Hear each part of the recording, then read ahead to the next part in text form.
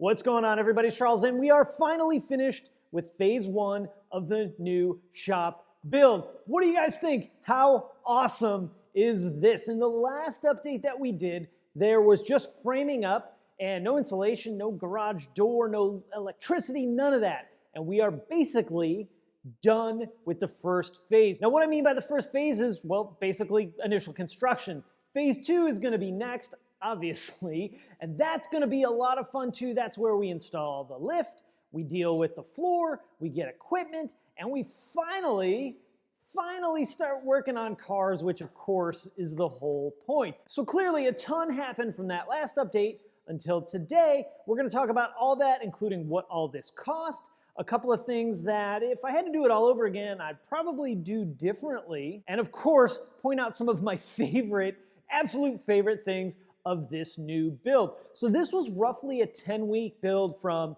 breaking initial ground until, well, where I'm sitting at today. It's crazy how fast all that went by, especially while you consider all this was done while things were just in absolute crazy chaos around the world. So since that last update where there was just a shell, they did insulation. Of course, the whole shop is insulated just like the interior part of the addition was done. The rough-in for electricity was done. Drywall was done. Of course, painting was done. All the trim work, you can see some of the trim work, especially around the brick, the back of the wall. That wall back there where you see the gray, the white, and the big, tall stack of brick, that's actually the back wall of the old garage that is now the front wall of the new space. In addition to the electrical, the heat pump mini-split was installed. We got the big bay door, and of course, the lighting, which is one of my favorite things. So let's talk about that lighting a little bit. Initially, when we had planned construction, we were going to be doing 4-foot T8 bulb sections, and we were gonna do, I think, 12 of them. Well, after some kind of playing around with both financial numbers and actual square footage and light output, I decided to upgrade that considerably. So each one of these fixtures has 4-foot T8 LED bulbs in it, and there are 16 total fixtures. We have 6 lights in a bank above me. We have 6 lights in a bank right over where that mini split is, and then we have 4 back in that section over there. And that section over there is not really a work section, that's more of a walk-through section from the outside up into the inside, which you can see that door right there. What's cool is, and a lesson that I learned from the old garage, is that each section is on its own bank, which means each section is on its own switch. So I can have any combination of these lights on, and that differs quite a bit from the other shop because that one is all or nothing on. And in order to have the fans on, I have to have the lights on, where in here we have 4 ceiling fans up, and then the best part is I can have the fans on and the lights off. So if I'm not out here, I can still have some air circulating and moving. Now that lighting upgrade wasn't super cheap, but it actually wasn't that expensive. You know, when you consider you can spend all the monies you really want on lighting. And the main reason I chose to go with this setup here is that the bulbs are serviceable separate from the housing. A lot of these really cool LED housings that I found were very bright, maybe even a smaller footprint. However, if something failed in that housing, it had to get a whole new housing. So with these, I can just take one bulb out, replace one bulb, or I'd probably do a whole section. And that's important because I wouldn't want to have to replace a whole housing because one section went out. And of course, if one of those bulbs did go out, you'd see it clear as day while filming. So that cost me about $1,600 in just overhead lighting, not including the fans. The fans were like $100 a piece. They weren't really that expensive. I got the cheapest fans I could find on a remote because clearly I can't go up there and like pull the cord or anything like that. We also set up the lights and the fans so that the fans weren't below the lights and you'd have this annoying, obnoxious flicker going on like in the background, and it's super distracting while you're working as well. So love the lighting. It's actually way brighter in here than it really looks on the camera. Now, because I'm gonna be working out here all year round, we added a mini split unit. This is an 18,000 BTU heat pump system, which means it does air conditioning and heat. There's that unit mounted over there on the wall, and then there's a separate unit that's outside. And this thing is awesome. It's got this remote with a ton of different features. I've looked through the owner's manual. The owner's manual is crazy. There's all kinds of automatic settings that we can do with this mini split unit in order to keep the temperature in here comfortable. Now, In the summertime, I'm not looking to keep it 40 degrees, and I'm not looking to keep it 100 degrees in the wintertime. In fact, according to the HVAC company, they said I'm actually gonna have a harder time heating this space than I will keeping it cool. And that's mostly due to the enormous amount of concrete that acts as a heat sink and should actually keep the whole space a little bit cooler in the wintertime. So I might not be able to come out here in shorts and a tank top when it's 5 below zero, but I'm actually more concerned about keeping it cool than I am about keeping it warm anyway. So this is a combo unit Trane Mitsubishi Ductless Mini-split heat pump. Its HSPF rating is 12, and it's got a 21.0 SEER rating. And what's cool is it even has a sensor built in to that unit over there that can detect when someone's inside, and it can adjust the climate control accordingly. I think you can even get things to pair it to your phone and control it from outer space or something like that. I'm not really interested in doing any of that. I just want it to be comfortable in here while we're working. And it's cool because the system is pretty quiet even when it's running at a higher speed. So I'll be able to have it on and running and cooling or heating, and we'll still be able to film, we'll still be able to work. Now I actually tried to do a little bit more research on this particular unit, and unfortunately, silly, Trane Mitsubishi, they don't have a ton of information about it on their website. They leave the education to the customer, up to the dealer, which I don't love because that means if you don't have a good dealer near you, you're kind of screwed. So Trane, Mitsubishi, if you guys are watching this, put better information on your website. Some people want to know the specifics and not rely on the installer to provide them with that information. I find it just kind of lazy not to put it on the website. So this unit's meant for about 1,000 square feet, and we're roughly at 950 square feet, so it should do just fine. And I really think this is something most people probably could add in to their existing garage. Again, there's no ducts or anything like that. It's that unit, a couple holes in the wall, ran down to the unit outside. The unit outside vents to the side, so we could even do a deck or something over it, and it's not gonna be a problem. And that's such an awesome solution and way better, way more efficient, of course more expensive, but does a better job controlling the climate for both air conditioning and heat than a window AC unit is gonna do. That's what we had in the old garage, and it did okay, but it was really loud. I couldn't have it on while filming for you guys. I had to get the garage as cold as I could, shut it off, and then do some work. So I may actually install a smaller one in the old garage. The next thing that I'm absolutely head over heels about is the garage door setup. It feels stupid to say that I'm so excited about a garage door setup, but this is such a cool garage door setup. So there's nothing particularly amazing about the garage door. It is a vinyl door and it is insulated. It has an R factor of 7.5, so it's not the most insulated thing on the planet, but for a garage door, especially one that faces north, it's good enough for what I'm trying to do, and that's just keep it moderately comfortable in here. The thing that's super awesome though is the garage door opener that we went with. This is the LiftMaster 8500. It's a jack shaft, which I can't help but laugh at that. It's a jack shaft opener, which means instead of having that little trolley that connects to the door and pulls the door open and pushes it closed, what it does is it rotates that shaft, oddly enough called a jack shaft, that the tension spring is attached to. The main reason that I went with that and a high lift door is to keep all that stuff off of the ceiling. So the garage door opener itself mounts up on the wall next to the door. It's completely out of the way, and as it rotates that shaft, the door opens, and obviously the door closes as well. A couple of amazing things about that. One, you could add a bunch of extra stuff onto this opener. You can get a battery backup, you can connect it to Wi-Fi if you get the little adapter, all kinds of cool stuff. Probably just gonna leave it as is for now because I think it's good for what we're doing here. The other really awesome thing is it has a lock system with it. This little box here functions as a deadbolt, and as soon as you hit the door button to open the door, it pulls the bolt back, lets the door go up. When you shut the door, it automatically throws that deadbolt. So there's an extra level of security with the garage door. The other really awesome thing is it's so quiet. Seriously, this opener is insanely quiet to the point of when I'm coming in, I keep hitting the button multiple times because I don't hear it start to open. All the garage door openers I've ever had have been obnoxiously loud.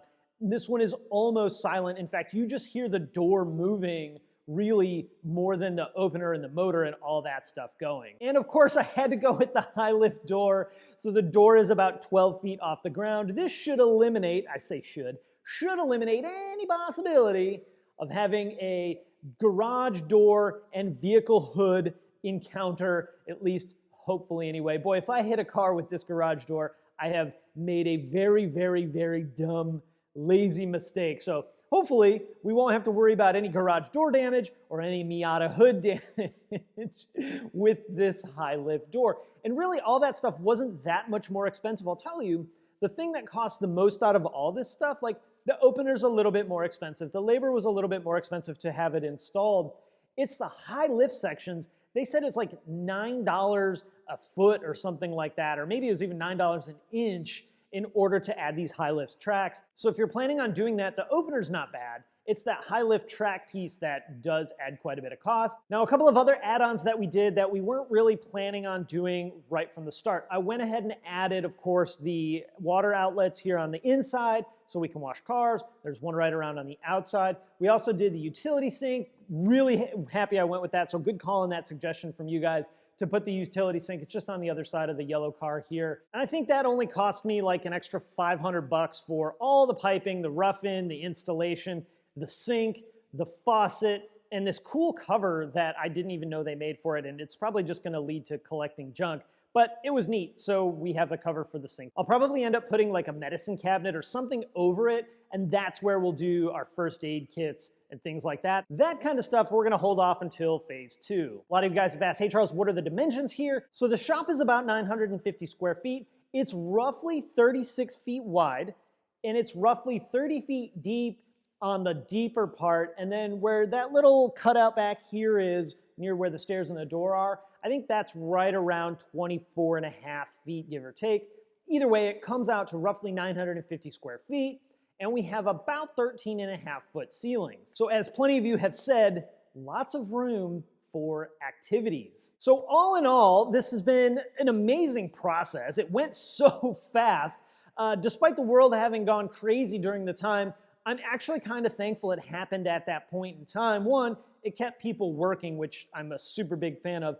Two, it meant that I was here during this build rather than traveling a bunch and not being here for some of these like weird decisions like, hey, where do the electrical outlets go? I mean, we got electrical outlets all over this place, but all that craziness meant that I was here in order to make those decisions. Out of all the cool things that we did and amazing stuff that went on, there's not a whole lot that I would do differently if we had to do it again.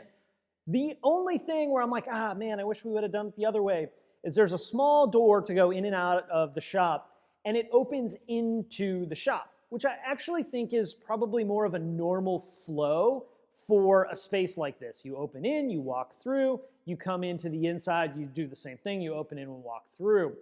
I would have rather had that door open out, and the only reason, and I learned this the hard way, because that's how I like to learn lessons apparently, I learned this the hard way. I would rather open out so that if I open it in and I have a car parked right there, it doesn't hit the car. I actually had the blue car parked over here and went to unlock the door and went thunk right into the car. There's no damage or anything like that, but I was like, I would have never thought of this until right now. So no big deal, and that's something like we could switch that around or get a new door or something like that in the future. It's totally fine for now, but out of all the rad stuff that we did, that's really the only thing that I would definitely 100% do differently. Now, one of the most amazing things about this was the contracting company that we went with to do this whole build. The company that we went with is called Triangle Classic Homes, and they're actually a custom home builder more than they are like a shop builder, but we read a ton of reviews, Angie's List, and all the rest of them, right? And they got pretty highly reviewed.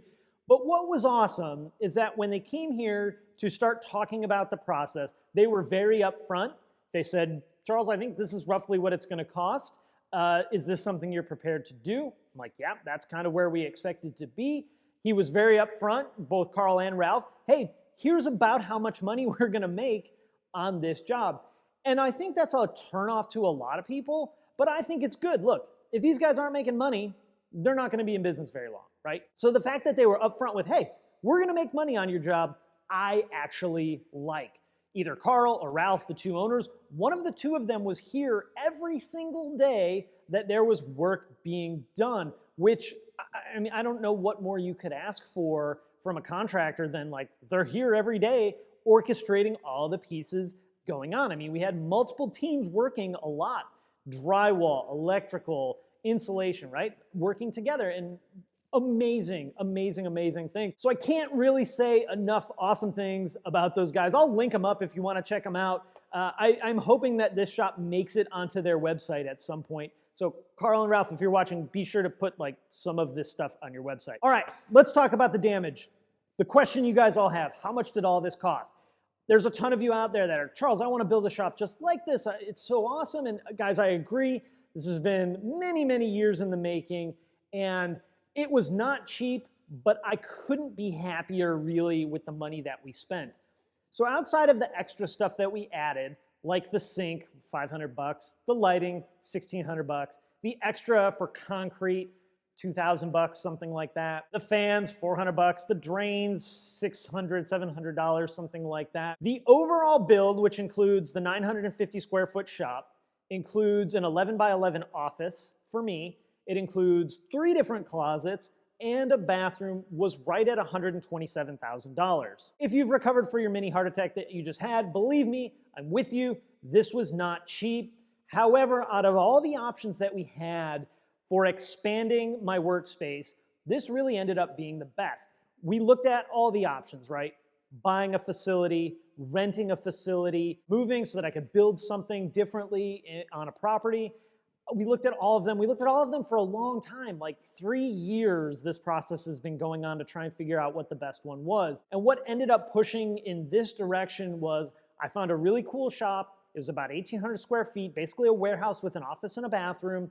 By the time you added all the stuff, right? Insurance, electrical, heating and air conditioning, gas, plus me driving 25 minutes, 30 minutes each way to get there, plus having neighbors, plus having limited parking, plus really not having a space where I could actively bring cars in and out all day long because I wasn't even supposed to be in there doing automotive stuff.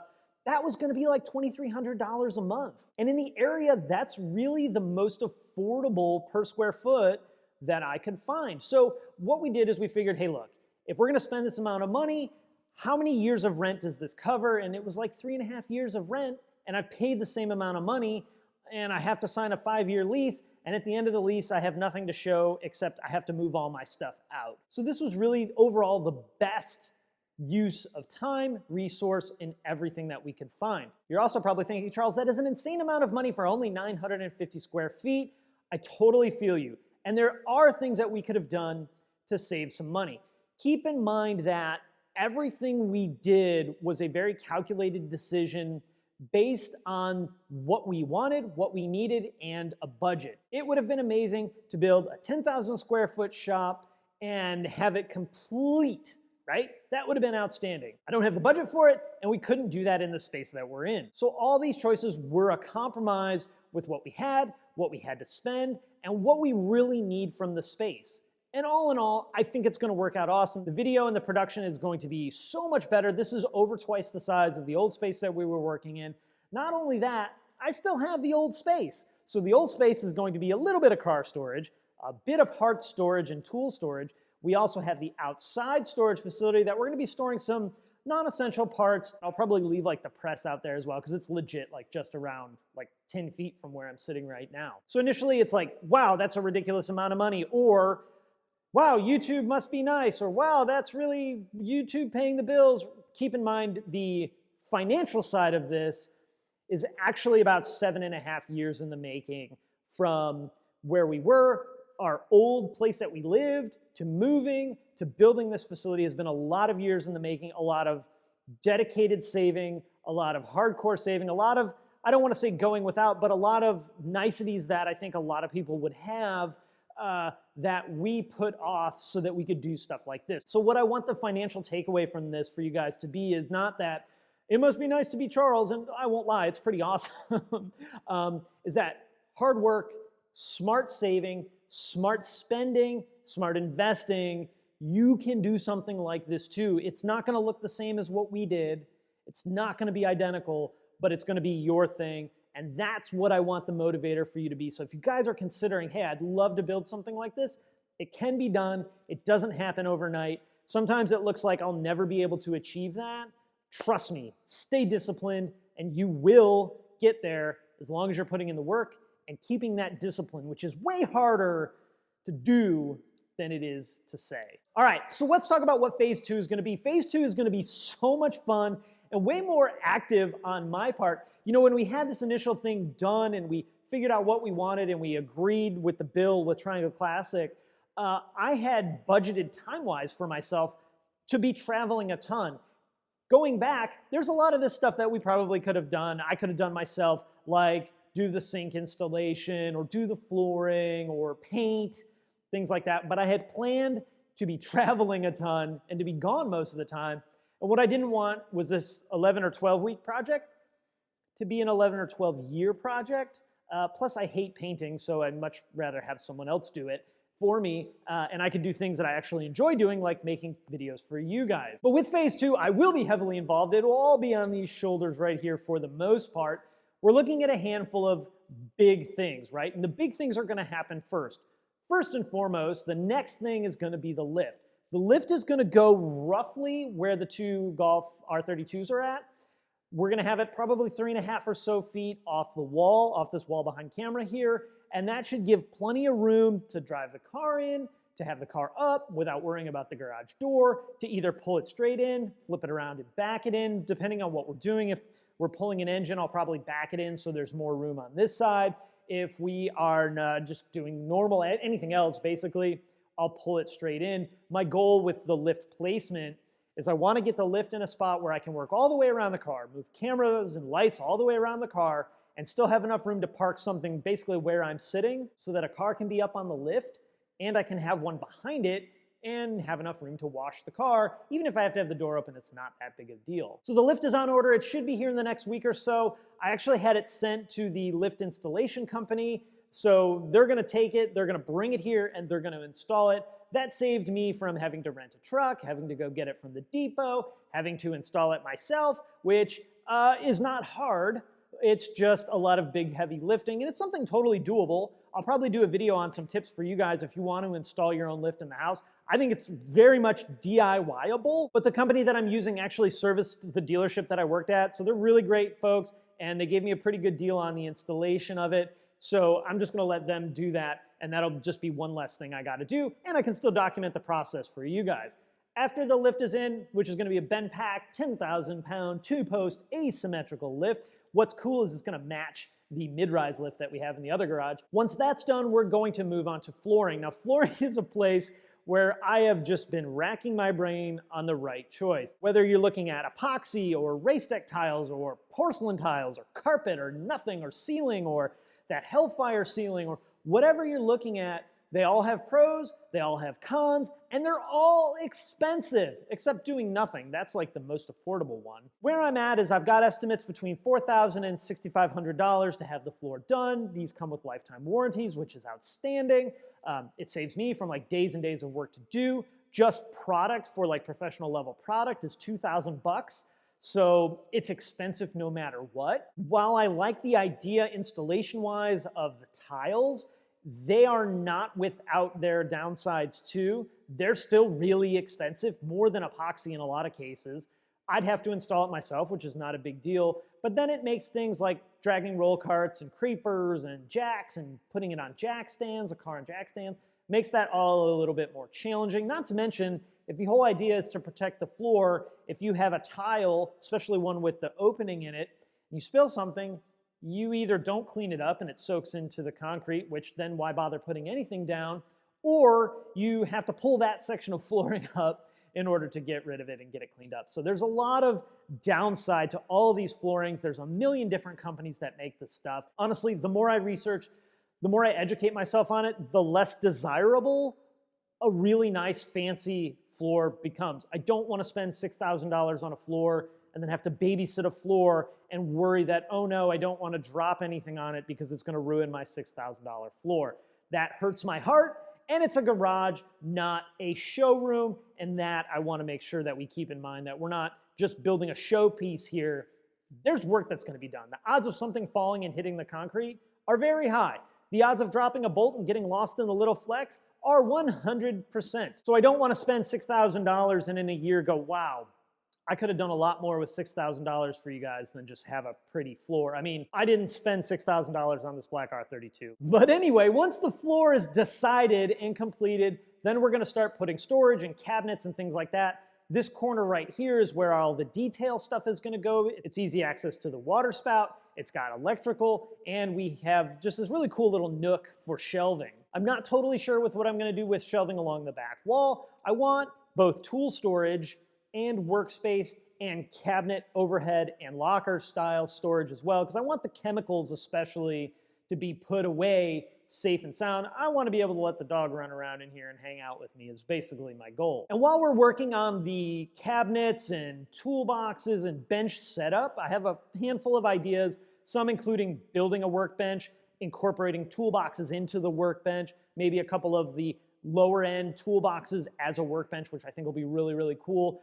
While all that's going on, we're gonna be doing this teardown and inspection and prep on the black R32 right here. And one of the first cars that we're gonna be actually doing a deep, deep dive on, this new space belongs to my good friend, fellow Miata owner, fellow yellow car owner, Jason from Engineering Explained. We're gonna be supercharging his now yellow Miata, which I am very excited about. Can't wait to get him down here and get working on that car. It should be an awesome, super fun project. You guys know I love Jason. I consider him part of the family. So very excited to do that project with him in this new space. All right, before we wrap it up, I'm gonna take you on a quick tour and I'm gonna show you my office. Okay, here is the official tour of the new shop. Here we go. Start off with our light switches. We got the outside, we got that first bank of lights. You can see I got them all labeled. What do you guys think? Labeling light switches cool or lame? We have a 220 next to it. Here's our fan switches and then just a plain old outlet. Thinking this space is probably gonna go with equipment and a workbench. So like the grinder and the media blaster, odds are they're gonna go there. Here's our big old insulated door. We move over to this corner. You can see the drains on the floor. Move over to this corner here. This is where our detailing department's gonna go. We got water access, we got electrical access, and then of course that's the garage door opener way up there on the top. Move around, we got a black R32, a blue R32, and a yellow Golf R. This back wall back here is where we'll do our workbenches and some more storage. Probably end up looking at some high up storage since our ceilings are so tall.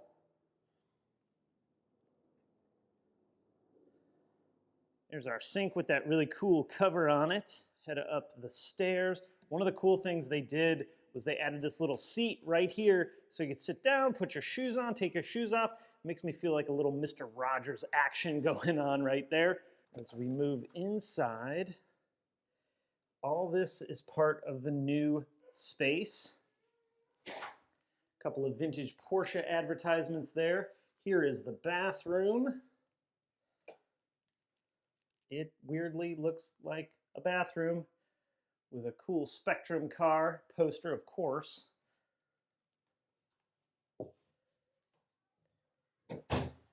We got closet number 1. We have closet number 2. And this is closet number 3. Nothing crazy going on there. Big ups to Sean for this rad Tail of the Dragon picture with me right there. And then here's where the editing magic happens, in the office. Stand-up desk, which is one of my favorite things. Try and stay as organized as we possibly can in here. All while being basically, 10 years old. Got some Porsche and Hot Wheels, all the VW shenanigans from over the years, some Star Wars Legos, of course. What adult's office would be complete without some vintage Hot Wheels over on this side? I've had this Illinois belt truck since I was like 5 years old. Pretty rad, and of course a Yoshi, and boy, is it time for some autocross action. Here's my view outside the window. Not horrible, it's actually super awesome. Got all my camera gear in the Milwaukee toolbox. This is actually one of the most affordable ways to store office type things. It's in a toolbox like this, cheaper than any desk you could buy with that much storage. And this is where I work. Awesome, awesome, awesome. Love the new space, top to bottom. Has everything we need. Tons of space for working on cars, tons of space for editing and hanging out. And even the dog, who's not in here right now, likes to come in and hang out in my office. All right, so there we have it. This is the new space. These are some cars that we're gonna work on at some point. I'm excited. I hope you guys have enjoyed this process of like the phase one build. It's been crazy. It's been almost problem-free, which is so weird. I thought it would be a nightmare, but it was actually awesome. Thank you guys for watching. Look forward to phase two of all this craziness. It's gonna be awesome, and we're gonna do some fun, nasty, go-fast things to this black car right here. Should be epic. With that, I'm out. Have an awesome day, and I'll talk to you guys again next time. Bye.